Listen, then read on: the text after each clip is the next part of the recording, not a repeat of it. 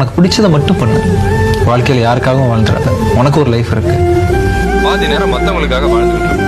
அவன் என்ன சொல்லுவான், இவன் என்ன சிரிப்பான். இதெல்லாம் தேவையா? ஒரு நாள் உனக்கு பிடிச்ச மாதிரி வாழ்ந்து பாரு.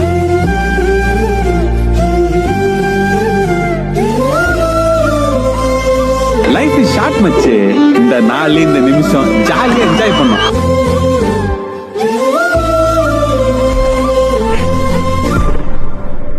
மற்றவங்கள பற்றி யோசிக்காத, ஏன்னா மற்றவங்க உன்னை பற்றி யோசிக்க மாட்டாங்கன்னு சொல்லுவேன். ஏன்னா அவங்க என்ன சொல்கிறாங்க, இவங்க என்ன சொல்கிறாங்கன்னு நீ கேட்டு நீ வந்து உன்னோட லைஃப்பை நீ மாற்றிக்க ட்ரை பண்ணிட்டே இருக்க.